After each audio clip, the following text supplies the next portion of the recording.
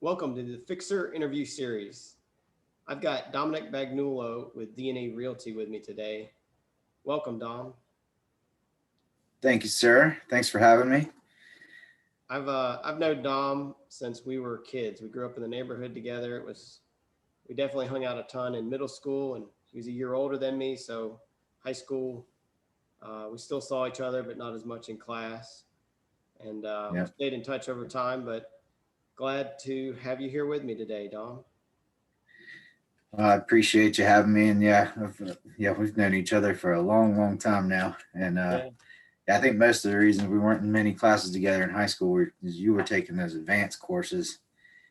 I was still getting C's and B's. I'd like to say most of them, but it helped my GPA when you get an extra point for the class. there, that's right. There you go. Um, all right, Dom, you're in real estate. You've got a a successful real estate business. You're selling a lot of houses. You're working with builders. How'd you Mhm. get into real estate, and how long have you been in it? Tell us a little bit about your company. Sure thing. Yeah. Give you the short version. Like most realtors, I had another career at one time. I was I was in talent acquisition, so I worked both third party and corporate world as a recruiter. And back in '08, '09, right when the economy was pretty much tanking, I happened to work for an auto parts company, a very large one, corporate recruiter for them. Automotive got hit hard very fast when that downturn happened. And obviously, if you're not hiring and you're actually laying off people in that world, there's no need for a recruiter. I myself got laid off. So it's time for a change. And so I decided real estate had always been an interest of mine. I had already, I bought my first property when I was 23, 20, 23, 24. Bought my first home. And so it was kind of a passion from a long time ago. And it was time for a change. And I knew enough about economics to know that when things bounce back, real estate has a large play in that, or a large role in that. And so, yeah, I took the time to kind of get my license, get taught as much as I possibly could. I was a sponge, didn't do a whole lot for a year. It was a low income year, that's for sure. But once I got going and the economy started turning around, having done that at the right time was something that kind of worked out for me really well. I was very fortunate. And so, um, yeah, it just keeps growing. I have a team now, 6 people on our team. Very cool. We are part of Keller Williams, and yeah, we're in growth mode all the time, and just like our economy right now, and or I should say our real estate market. But yeah, Yeah. that's Well, kind of the the short version. triangle real estate's always been a solid market. Hmm. Even my Yeah. dad was in real estate, and even back then it was a good market. Even when the economy nationally slowed, Raleigh and the Hmm. Triangle still fared better than Yeah. average. Um, Yeah. the Pretty last couple of stable. years have been crazy, especially with the pandemic. Everybody's been working from home, and uh, everything Yeah. from I need a home office to interest Hmm. rates are dropping, and everybody's refinancing or going and buying a house that they couldn't otherwise have afforded. Oh yeah. How do you see it going forward? I mean, is this it? Mhm. I mean, your crystal ball is probably like everybody else's. It's a good guess, but what do you Yeah. see in the coming year or two? Yeah, so all the things that I mean, I kind of keep up obviously with kind of what the experts are saying, right? And I'm no expert, but I read what those so-called experts say. I've seen a lot of different things. First of all, I want to address one thing.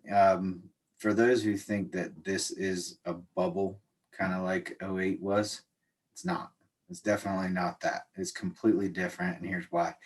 The the bubble that was caused by home buying back in that time period was really caused by bad lending, poor lending practices.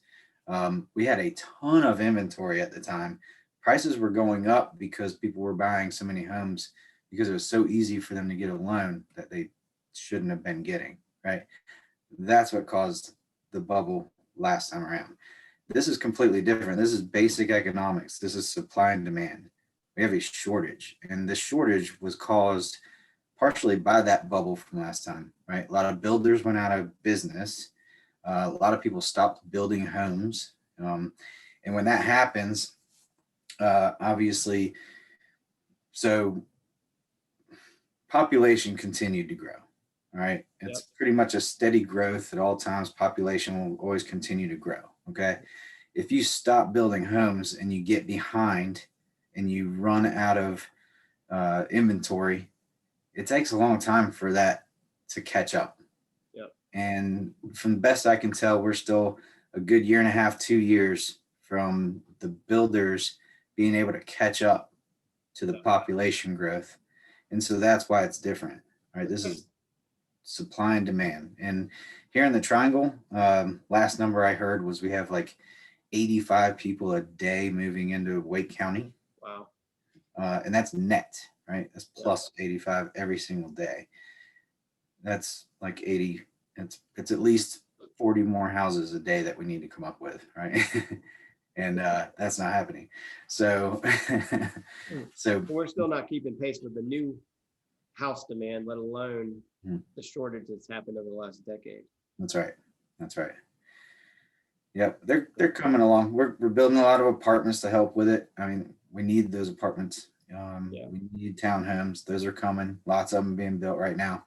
A lot of new home developments coming up, especially like around the outskirts, Wake Forest, Apex, Holly Springs, all those areas they're just booming right now. So Yeah. inventory coming.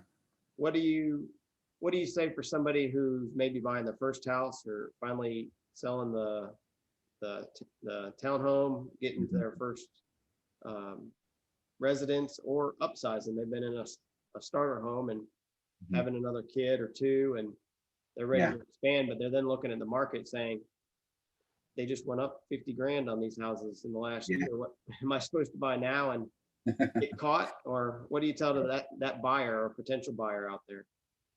Well, first of all, it's not a one size fits all solution, right? It's going to be very individualized, and it depends on each person's buying power.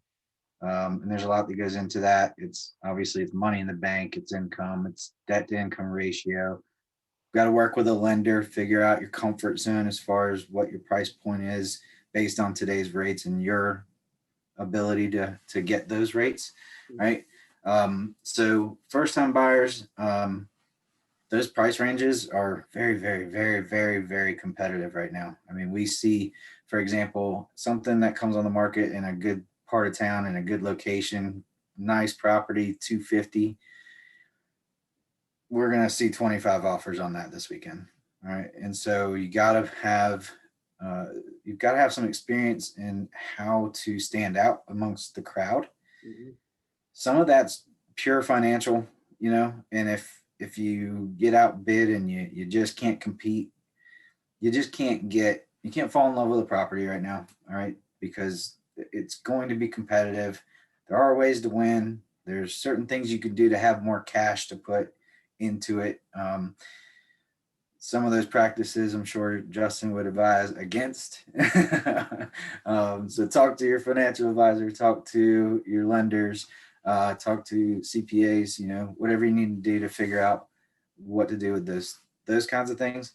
But where we come in is we have to have a plan ahead of time. So we'll sit down and do a buyer consult. We'll go over the whole process. We'll go over, all right, how much money you have to order appraisal. Do you have money to buy a home inspection? Do you have money to put down as your due diligence fee? Because those are going through the roof right now. It used to be 1% of the sales price would cover your due diligence fee and your earnest money deposit. Mm-hmm. Right now, we're seeing like 4 or 5% just for the due diligence fee. Wow. Right. And sometimes more. And so, it's about coming up with a plan that works for you and then getting creative. We're kind of doing some things outside the box, a little bit of like, door knocking, for example, something that, new agents do all the time, right? But Yeah. now we all have to go back to that now. We literally, we're trying to buy a house in your neighborhood, and it's not a tactic to get your listing. Like, we actually have people that need to buy in your neighborhood. Yeah. so so Wow. things, yeah, so things are definitely competitive, and you have to have a plan going into it, or you're just not Yeah. going to have a chance. Honestly, you got to So, have a strategic plan.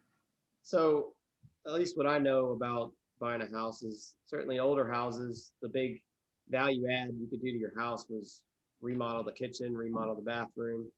With the pandemic, the home office has become the catchphrase. New construction, obviously, they've been putting in good kitchens and good bathrooms for decades. Right. But do you see the home office as a necessity, or what features of a house do you say these are really what are going to make your house get a premium, or if you're a buyer, these are what you're going to pay a premium to get right now? Yeah, it's funny. I've been having this conversation a lot. The pandemic definitely changed this in our market, especially. Um, Obviously, kitchens and baths, those are always important, right? But there are four, I'd say, new, very important features. They're not new features to home. It's just that they're a lot more important nowadays, because I think this pandemic has done something that's not going to go away. And that's made people realize the amount of space that they need for, number one, like you said, working from home, home office, very, very important. Um, and if it's not an office specific, if you only need 4 bedrooms, we're looking for a 5 bedroom, right? Um, Space to do virtual schooling. Yeah, that's now like a real thing. My kids are piled up at the kitchen table for months. Luckily Yeah. they're back in school now, but um, but going forward, we're gonna have to have space. It's gonna be burning our minds for years, I think. What if this happens again, right? We have to Yeah. have space and be prepared to do virtual schooling again. The third thing is another thing that came from the pandemic. A lot of gyms got shut down for a long time. Home gym, yeah, definitely gotten more popular than ever. Even though in the past most of us buy that home gym equipment and it becomes, a hamper basically. Yeah. But these days it's becoming more and more a standard feature, or at least having, again, some flex space that you can turn into a gym. Maybe it's the garage. I'm seeing a lot of walk up attics that are unfinished, being just turned into gyms Yeah. basically. Um, and the fourth thing that's more important now than it ever was, that's actually starting to get some monetary value, whereas we didn't always get a lot of monetary value for things that we did, was the outdoor space, outdoor entertainment. People have been locked up at home, can't go out to restaurants, can't go do this, can't go do that. Not supposed to have people inside your house, things like that. So the outdoor space has become far more important than before. Swimming pools, nice patios, fire pits, things like that. Definitely getting return out of those for once. It used to be just an expense, and it was a real nice thing to have, but nowadays it's a big part of why people choose a home. Do you see those as things that may go away in a year or two after we get back to normalcy, or it's still going to be Yeah, valued? I see them here to stay. Yeah. It's funny because you and I grew up, there weren't that many people with swimming pools. We had one, but it was random. My parents are Yankees, so they wanted a swimming pool. So, but but yeah, it's one of those things. Like a decade ago, some people were filling in the swimming pool so that they could sell a house. People didn't want them here. Yeah. Now we've got people coming from California. We got people coming from the big cities, and again, it's part of that outdoor space. Swimming pools are becoming more and more a thing that people really, really want to have. That's not going to go anywhere. Uh, Unfortunately, like from what I'm seeing with a lot of our clients, the swimming pool companies are backed up sometimes a year right now. So if you find a house that can fit a pool, don't plan on enjoying it this summer. All right. Yeah. Wow. All right. Um, in a good, strong real estate market, my normal assumption is a realtor says, yeah, go get pre-approved with the bank, kind of figure out what pricing you want in areas of town. Mhm. Is there anything different, or what else do people need to be thinking about before they pick up the phone and call you to say, hey, I'm ready to buy? So nothing. Before calling me, nothing. I'll get you through all that. Okay. But I would say obviously still need to get pre-approved. We have some sellers out there that are asking us not even to bring a person into a house without sending a pre-approval letter. Wow. So definitely need to get pre-approved before you start going out and shopping. You have to know what you're looking for. You have to know how much you can afford.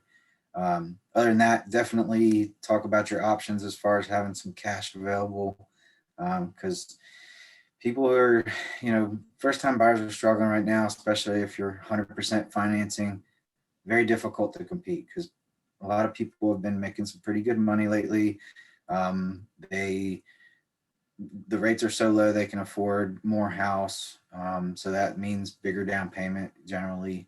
That means bigger due diligence fee and deposits, right? So just really it's about the lender first, financial advisor if you need them, us, right? We need to come up with a plan that fits you specifically. Yeah. And sometimes it's about getting together and saying, okay, I have 9 months left on my lease. What do I need to do right now? That's like, I love those people, right? Because you wait till you have 2 months left on your lease and you have to give a 60-day notice and you want to buy a house today. Yeah. That we need more time. First of all, we got to wait for it to come on the market because if it's already on the market, it's pending, right? Yeah. So yeah, we need to plan ahead. I'd say at least 6 months before your lease is up, start talking to the lenders and the realtor that you want to work with, and come up with a plan because you might need some time to prepare. You might have a credit card you need to pay off. All right. Yeah. Sometimes that's the case. So yeah. Okay. Great. Dom, how do people get a hold of you if they're ready to buy or sell and want you to help them out? Hopefully, if you do a quick Google for DNA Realty Team, you find us. We're DNA Realty Team with Keller Williams Elite. We're based out of the South Point office in Durham, Okay. but we do work all over the Triangle.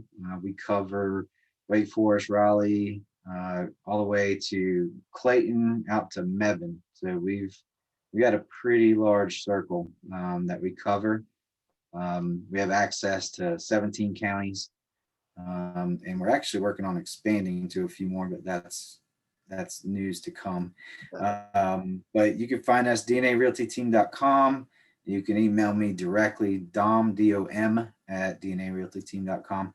I'll give you my personal cell phone, 919-600-3410. That should get you there. That should be good. All right. Great. Thank you, Dom. This is the Thank you. interview series It's been with fun. Dominic Bagnulo. Thank you for joining us.